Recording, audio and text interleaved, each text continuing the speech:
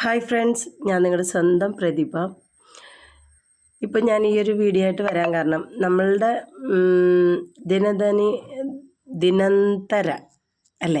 ദിനന്തര ജീവിതത്തിൽ കുറേ പ്രശ്നങ്ങളും കാര്യങ്ങളൊക്കെ ആയിട്ട് ഇങ്ങനെ കടന്നു പോകുന്ന വ്യക്തികളാണ് ഞാനാവട്ടെ നിങ്ങളാവട്ടെ എല്ലാവരും. അപ്പം നമുക്ക് വരുന്ന പ്രശ്നങ്ങൾ എങ്ങനെ തരണം ചെയ്യണം, എങ്ങനെ ഇതാവണം എന്നൊക്കെ നമ്മൾ നോക്കും. പക്ഷെ നടക്കത്തില്ല എന്ന് കണ്ടു കഴിഞ്ഞാൽ നമ്മൾ തന്നെ അതിൽ നിന്നും ഒഴിഞ്ഞങ്ങ് പോവുക, അല്ലേ? അതേ നടക്കും. അപ്പം ഞാനും വിചാരിച്ചു എനിക്കൊരു മാറ്റം അനിവാര്യമാണ്. കാരണം നമ്മുടേതെന്ന് ചിന്തിച്ചിരുന്ന, നമ്മളുടേതെന്ന് വിശ്വസിച്ചിരുന്ന, നമുക്ക് മാത്രമായി ഇരുന്ന പലതും നമ്മളിൽ നിന്ന് നഷ്ടപ്പെടുമ്പോൾ അത് മനസ്സിലാക്കാനും അത് ഉൾക്കൊള്ളാനുള്ള കഴിവും നമുക്ക് തന്നെ വേണം. ആ കഴിവ് ഉണ്ടെങ്കിൽ തന്നെ പാതിയും നമ്മൾ സക്സസ്സായി എന്നർത്ഥം. അപ്പം എനിക്കത് ഉൾക്കൊള്ളാനുള്ള കഴിവില്ലായിരുന്നു. അതൊക്കെ മനസ്സിലാക്കി വരാൻ അല്ല, കൊച്ചു പിള്ളേരുടെ മൈൻഡാണ് എനിക്കുള്ളത്. ഞാൻ എല്ലാ കാര്യങ്ങളും ചെയ്യുന്നുണ്ട്, എല്ലാം ഓക്കെ, എല്ലാം പെർഫെക്റ്റ്, എല്ലാത്തിലും ഞാൻ ഓക്കെ എന്ന് എനിക്കറിയാം. പക്ഷേ അത് എല്ലാവർക്കും അറിയാം. അവൾ പ്രതിഭ എന്ന് പറഞ്ഞാൽ എല്ലാം കറക്റ്റായിട്ട് പക്കവായിട്ട് ചെയ്തോളൂ, അവളാണെങ്കിൽ എല്ലാം കറക്റ്റായിരിക്കും എന്ന് ഞാൻ ജോലി ചെയ്യുന്ന ഓഫീസിലാവട്ടെ, എൻ്റെ ഫാമിലിയിലാവട്ടെ, എല്ലാവരും പറയുന്നൊരു വാക്കാണ്. പക്ഷേ എല്ലാം ഓക്കെ ആയിട്ടും നമ്മൾ ഇരിക്കുമ്പോൾ പിന്നീടാണ് മനസ്സിലാവുന്നത് നമ്മുടെ മനസ്സ് എല്ലാം നമ്മൾ തോറ്റുപോയി.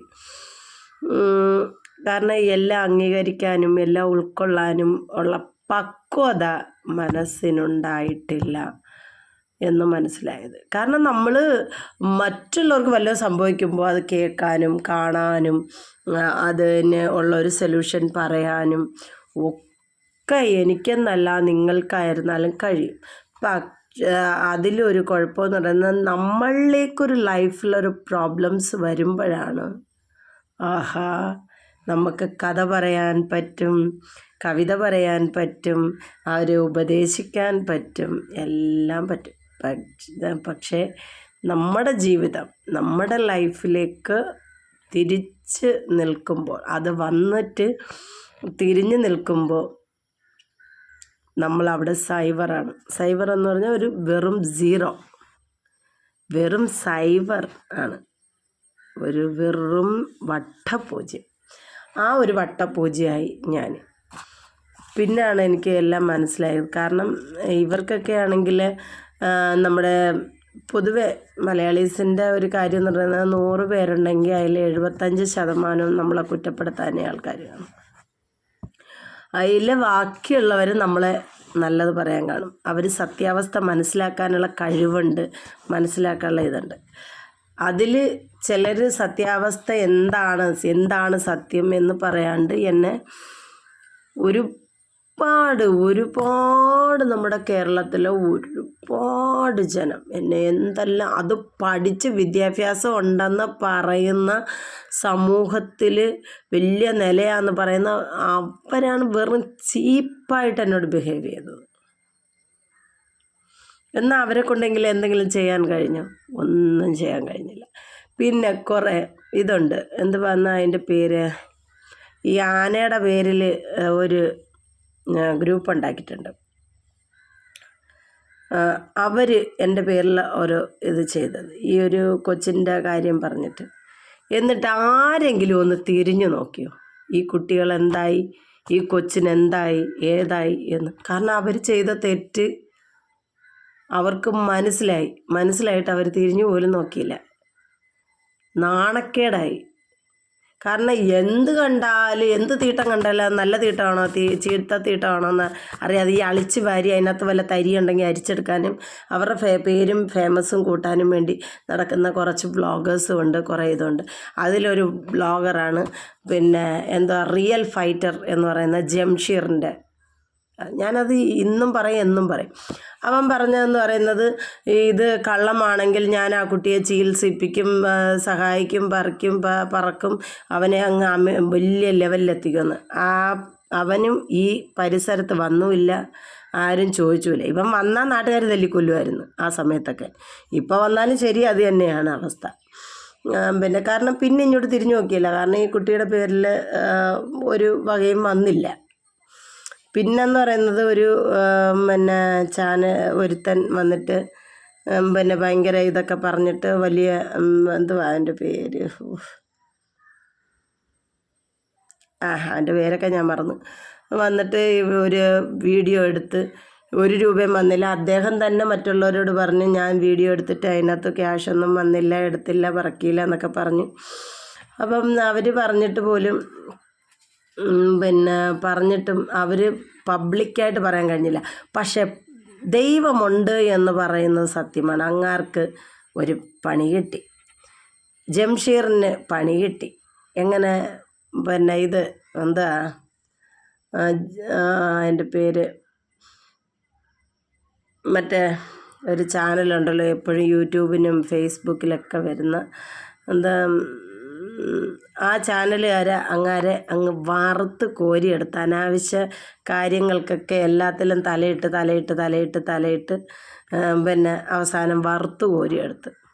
അതോടുകൂടി ആ ഒരു ഇത് റിയൽ ഫൈറ്റർ മാറ്റിയിട്ട് റിയൽ ന്യൂസർ എന്നും പറഞ്ഞൊക്കെ ഇറങ്ങി. എത്ര ന്യൂസ് ഉണ്ടായിട്ട് എന്താ, നീ ചെയ്തു കൂട്ടുന്ന പാവത്തിനൊക്കെ ദൈവം ഉണ്ട്, നിന്നെ തളർത്തും, നിൻ്റെ മക്കൾക്കും അതേ ഗതി വരുമ്പോൾ നീ പഠിച്ചോളും.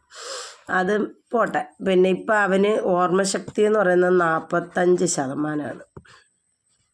വെറും 2 വർഷം കൊണ്ട് ബുദ്ധിസ്ഥിരത വരും എന്ന് പറഞ്ഞിടത്തിൽ ചികിത്സിക്കാൻ കഴിയാണ്ട് ചികിത്സ ഇപ്പം ചെയ്യുന്നില്ല. പിന്നെ ഈ ആശുപത്രിയിൽ പോയിട്ട് കുറേ ഗുളിക എഴുതി തന്നതിനെ എടുക്കുന്നുണ്ട്. ഫിസിയോതെറാപ്പി ചെയ്യാൻ കൊണ്ടുപോകുന്നില്ല. കൊണ്ടുപോകണമെങ്കിൽ ഡെയിലി വേണം 1500 രൂപ.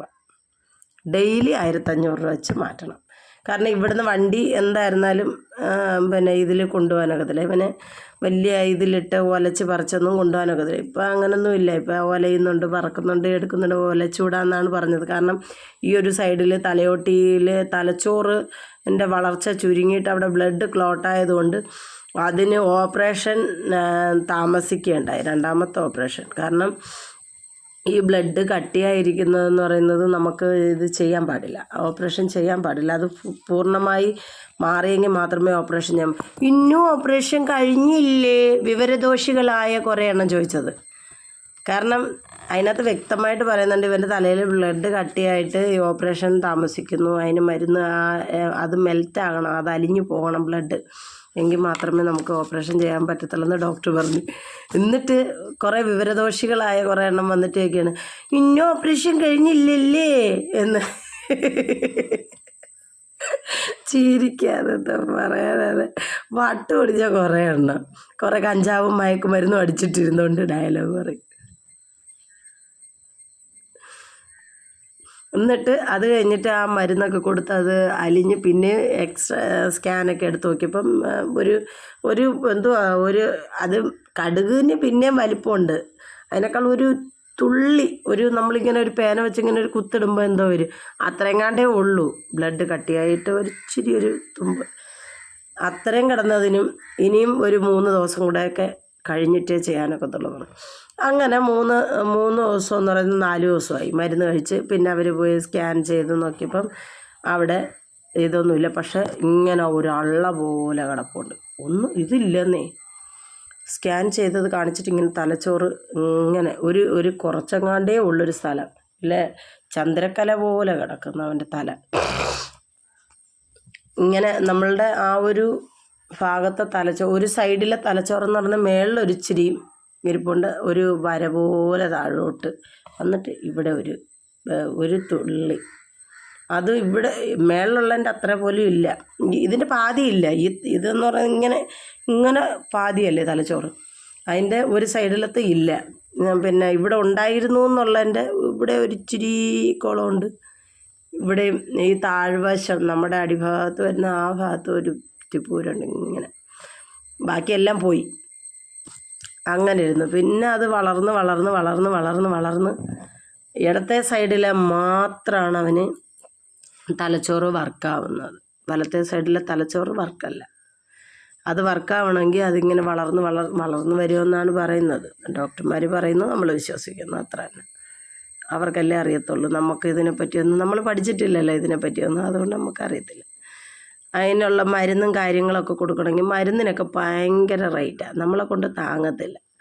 കാരണം പിന്നെ എന്താ പറയുക, അന്തസ്സായിട്ട് 4-5 പേരുടെ പേരിലുണ്ടായിരുന്ന പിന്നെ അക്കൗണ്ടാണ് ഈ ചാരിറ്റിക്കാർ തട്ടിക്കൊണ്ട് പോയത്. ചാരിറ്റിക്കാരെന്ന് പറയുന്നത് നവജീവൻ ചാരിറ്റി പ്രവർത്തകർ കൊടുമണ്ണ് വായനശാലയുടെ അടുത്ത് താമസമുണ്ട് ഈ നാറികൾ.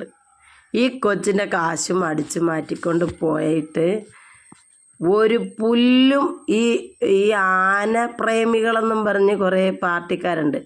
അവർ ഞങ്ങളുടെ ഈ കുടുംബത്തിൻ്റെ പേരിൽ കേസ് കൊടുത്ത് ഭയങ്കര പ്രശ്നമായി. അവിടെ ചെന്നപ്പോൾ സത്യസന്ധമായിട്ടുള്ള കാര്യമായി. ഇല്ലെങ്കിൽ ഞാനൊക്കെ ആണെങ്കിൽ പത്രത്തിലും യൂട്യൂബിലും ഫേസ്ബുക്കിലൊക്കെ വന്നേൻ പറ്റിച്ചേ അവർക്ക് കാര്യം പിടികിട്ടി. കാരണം പോലീസുകാർ വട്ടന്മാരല്ലല്ലോ. അവർ വയ്ക്കപ്പോഴത്തേക്കും സംഭവം ഈ കൊച്ചുങ്ങളെ പഠിപ്പിച്ചിരിക്കുന്നത്, വളർത്തിയത്, ഈ ഇത്രയും കാലം നോക്കിയത് ഞാനാണ്. അവർക്ക് അതുമല്ല, അവിടുത്തെ പോലീസുകാർക്ക് മിക്കെണ്ണത്തിന് നമ്മളെ അറിയുകയും ചെയ്യാം. കാരണം കൊറോണ സമയത്ത് കുറേ പേർക്ക് വേണ്ടി ഓടിയിട്ടുള്ളതുകൊണ്ട് അവർക്കറിയാം.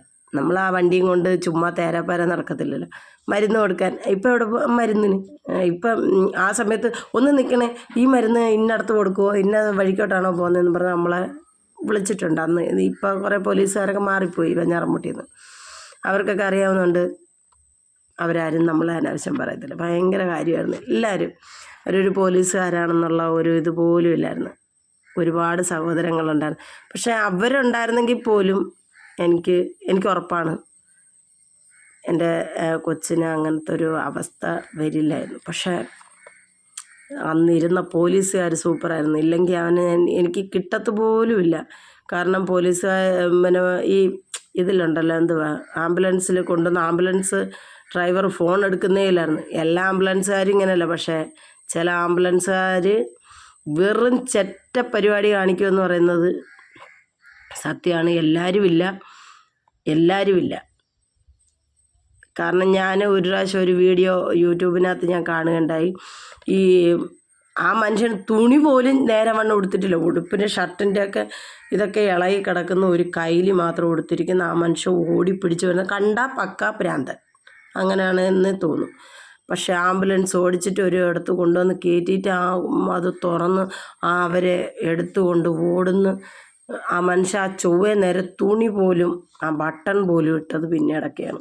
അതും ആംബുലൻസുകാരനാണ്, ഓർക്കണം. അതുപോലുള്ള ആംബുലൻസുകാരുടെ കയ്യിലായിരുന്നു എൻ്റെ കുട്ടി പെട്ടിരുന്നെങ്കിൽ ഇത്രയും വലിയ പ്രശ്നങ്ങളൊന്നും വരത്തില്ലായിരുന്നു. പക്ഷേ എന്ത് ചെയ്യാൻ, ആംബുലൻസിൽ കൊണ്ടുവന്ന് തുറന്ന് മലത്തി കൊണ്ടുവന്ന് ഇട്ടിരുന്നു. അതങ്ങനെയും കുറേ എണ്ണം. എന്നിട്ട് ഫോൺ എടുക്കൂ, ബെല്ലടിച്ച് ഊപ്പാട് വന്നു. എന്നിട്ട് ഫോൺ എടുക്കത്തില്ല, ഒരു വക എടുക്കത്തില്ല. അങ്ങനെയൊക്കെ എന്തൊക്കെയായിരുന്നു.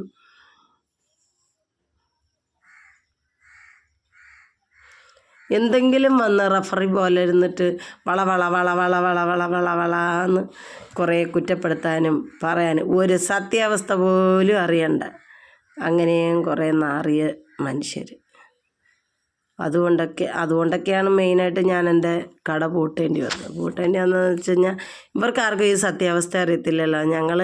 ഞാനാണെങ്കിൽ എൻ്റെ താലിമാല വരെ പണയപ്പെടുത്തിയിട്ടാണ് ഞാൻ ഒരു കട ആരംഭിച്ചത്. ആ കടയിൽ നല്ല ആവശ്യത്തിനുള്ള കച്ചവടമൊക്കെ നടക്കുന്നുണ്ടായിരുന്നു. അപ്പോൾ കുറേ പേര് ആവശ്യമില്ലാത്തതൊക്കെ പറഞ്ഞിട്ട് ആ കുട്ടിയുടെ ക്യാഷ്, പിന്നെ ചിലർ അങ്ങനെയൊന്നും അല്ല, ആ കുട്ടി ഒരുപാട് കടമുണ്ട്. എനിക്കാണെങ്കിൽ ഉള്ള കടത്തിൻ്റെ കാര്യം പറയാൻ പറ്റത്തില്ല. ഞാനിന്ന്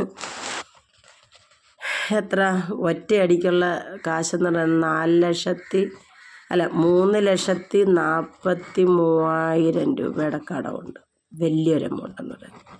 ബാക്കിയെല്ലാം എന്ന് പറയുന്നത് ചെറിയ എമൗണ്ടുകളാണ്. വളരെ ചെറിയ എമൗണ്ട്. 1 ലക്ഷം, 1.5 ലക്ഷം, പിന്നെ ഇപ്പോൾ ഒരു കടം വന്നിരുന്ന ഒരു ലോൺ അടയ്ക്കാൻ പോലും നിവർത്തിയില്ലാത്തതുകൊണ്ട് ഞങ്ങളുടെ ഈ കാണുന്ന ഈ വീട് ഏതാനും കുറച്ച് നാളും കൂടെ കഴിയുമ്പോഴൊക്കെ നമുക്ക് ഈ വീടൊക്കെ ടാറ്റ പറഞ്ഞിട്ട് ഇറങ്ങിപ്പോം. പിന്നെ ഒരു അടുക്കള പോലും കെട്ടിക്കിടക്കാനുള്ള നിവൃത്തിയില്ല. വീട് ഇപ്പം മെയിൻ്റനൻസിൻ്റെ ക്യാഷ് വന്നിട്ട് അതിനെ എങ്ങനെയെങ്കിലും ഇതൊക്കെ ചെയ്ത് ഇട്ടിരിക്കുകയാണ്. അടുക്കള കെട്ടിയിട്ടില്ല. അതൊക്കെയാണ് നമ്മുടെ അവസ്ഥ. ആർക്കും ഒന്നും അറിയണ്ട. എന്നാൽ ഇവർ നമ്മുടെ പേരിൽ പ്രശ്നം ഉണ്ടാക്കിയ സമയത്ത് ഈ പന്ന ചാരിറ്റിക്കാർ കാശ് എടുത്ത സമയത്ത് അവരുടെ ചാരിറ്റിയുടെ അക്കൗണ്ടിനെ ഫ്രീസ് ചെയ്തുകൊണ്ട് ഈ കുട്ടിക്ക് കിട്ടേണ്ട ആനുകൂല്യം മേടിച്ചു കൊടുത്തിരുന്നെങ്കിൽ ഈ കുട്ടിയുടെ വലത്തെ കാത് അടിച്ചു പോകത്തില്ലായിരുന്നു. കാത് കേൾവി ശക്തിയില്ല. വലത്തെ സൈഡിലിരുന്ന് ഇനി അവൻ്റെ തള്ളയ്ക്ക് പറഞ്ഞാലും അവൻ കേൾക്കാൻ പോകുന്നില്ല. അവൻ്റെ വലത്തെ കൈക്ക് സ്വാധീനക്കുറവുണ്ട്. പിന്നെ ഒരളവിനൊക്കെ അനങ്ങുമെങ്കിലും ഒരു സാധനമൊക്കെ എടുത്തു കഴിഞ്ഞാൽ അത് തറയിൽ വീഴും. വലത്തെ കാലിന് ഏറ്റക്കുറച്ചിലും വന്നു. അതുകൊണ്ട് ഒരു ചെറിയ ബുദ്ധിമുട്ടുണ്ട്. പിന്നെ ബുദ്ധി വളർച്ച വളരണമെങ്കിൽ അതിന് വേണ്ടുന്ന കാര്യങ്ങളും മരുന്നുകളും ഒക്കെ മേടിച്ചു കൊടുക്കണം. നമ്മളെ കൊണ്ടൊരു നിവൃത്തിയില്ല. പോകുന്നിടത്തോളം പോട്ടെ. 19 വയസ്സ്, അവൻ്റെ ജീവിതം തീർന്നു. ഇനി അവനൊക്കെ എവിടെ രക്ഷപ്പെടാൻ. എന്തായിരുന്നാലും കൊള്ളാം, അടിപൊളി.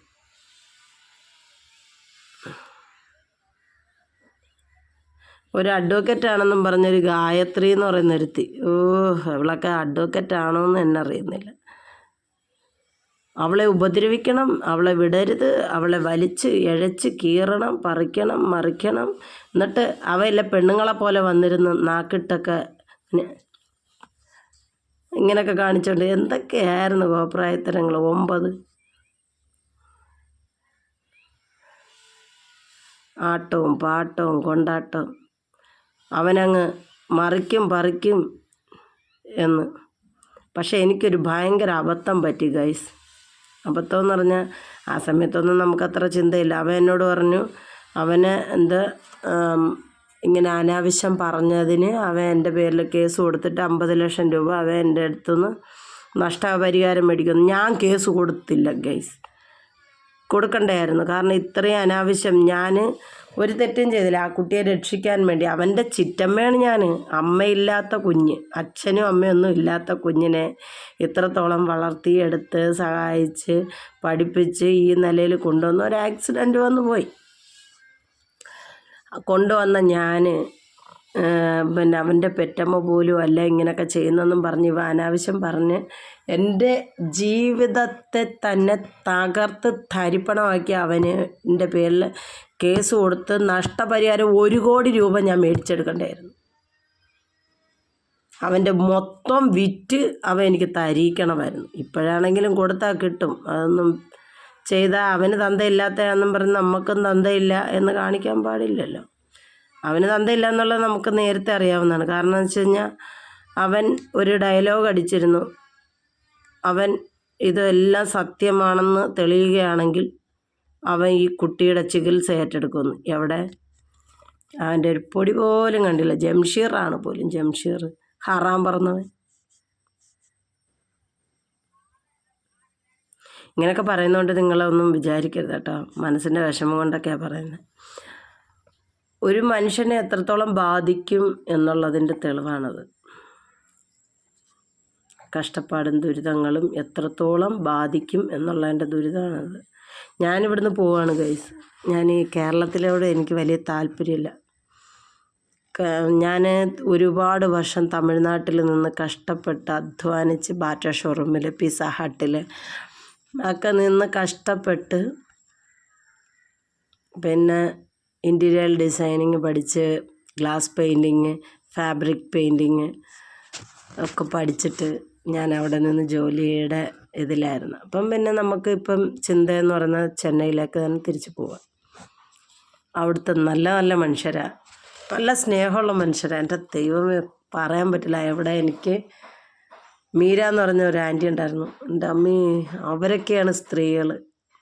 ഞങ്ങളെവിടെ പോയിരുന്നാലും ഞാനും ആൻറ്റിയും കൂടെ പോകുന്നത്, ക്ഷേത്രത്തിൽ പോകുന്നത്, അവിടെ ഒരു തൊട്ടടുത്ത് തന്നെ ഇതുണ്ട്, രാമചന്ദ്രയിൽ ജയചന്ദ്രയിൽ ജയചന്ദ്രയിലും ജയചന്ദ്രയിൽ പോയിട്ട് പിന്നെ ഡ്രസ്സ് വാങ്ങുന്നതാവട്ടെ, പച്ചക്കറി വാങ്ങുന്നതാവട്ടെ ഒക്കെ. പിന്നെ ഈ ഇതുണ്ടല്ലോ ശിവരാത്രിയുടെ അന്ന് 9 ക്ഷേത്രങ്ങളിലൊക്കെ പോയിട്ട് വരണമെന്ന്. അപ്പം ഞാനും ആൻറ്റിയും കൂടെ 9 ക്ഷേത്രങ്ങളിലെല്ലാം പോയി അവിടുത്തെ എല്ലാം പൂജയും കണ്ട് അവിടെ ഇരുന്ന് നാമജപം എഴുതി കൊടുത്ത്, പിന്നെ അവിടെ ആണെങ്കിൽ തമിഴിൽ അവരെഴുതി കൊടുക്കും, ഞാൻ ഇംഗ്ലീഷിൽ എഴുതി കൊടുക്കും. നമുക്കതല്ലേ അറിയാം. മലയാളത്തിൽ എഴുതി കൊടുത്തിട്ട് കാര്യമില്ല, അവർക്കറിയത്തില്ല. എഴുതി കൊടുത്ത് 1001 വട്ടം 101 വട്ടം പിന്നെ അങ്ങനെ 101 1001 അങ്ങനെയാണ്. അപ്പോൾ നമ്മൾ എഴുതി കൊടുത്തിട്ട് നമ്മൾ അവിടുന്ന് കയറി വരും. എന്ത് അടിപൊളി ക്ഷേത്രങ്ങളൊക്കെയാണെന്നറിയാമോ. എന്നോട് ഇഷ്ടമുള്ളവരൊക്കെ ഉണ്ടെങ്കിൽ പറയുക. ഞാൻ അവിടെ പോയതിന് ശേഷം നിങ്ങൾക്ക് അവിടെ വരാൻ താല്പര്യമുണ്ടെങ്കിൽ ശിവരാത്രി സമയത്ത് വരികയാണെങ്കിൽ 1, 2, 3 പേർക്ക് വരികയാണെങ്കിൽ നമുക്ക് അവിടുത്തെ ക്ഷേത്രങ്ങളിലൊക്കെ പോയി തൊഴുതിട്ട് ഭദ്രമായി നിങ്ങളെ കയറ്റിവിടാം. അവിടെ അങ്ങനൊന്നുമില്ല. നിങ്ങളിനി എന്തൊക്കെ പറഞ്ഞാലും നിങ്ങളെ ദ്രോഹിക്കാനോ ചതിക്കാനോ വഞ്ചിക്കാനോ അറിയുന്ന ആൾക്കാരും അവിടെ ഇല്ല. എല്ലാവരും നല്ല മനുഷ്യരാണ്, നല്ല സ്നേഹിക്കാൻ കൊള്ളാവുന്ന നല്ല നല്ല മനസ്സുകളുടെ ഉടമകളാണ് അവിടെ ഉള്ളത്. ഇഷ്ടം പോലെ മലയാളികളുണ്ട്, തമിഴുണ്ട്, തെലുങ്കുണ്ട്, കന്നഡയുണ്ട്, ഉറുദുണ്ട്, ജാപ്പനീസുണ്ട് എന്ന് വേണ്ട ഈ ഉലകത്തിൽ എത്ര ഭാഷകളുണ്ടോ അത്ര ഭാഷകളും തിങ്ങി ജീവിക്കുന്നൊരു നാടാണ് ചെന്നൈ. അപ്പോൾ ബൈ, ഞാൻ അവിടെ പോവാം.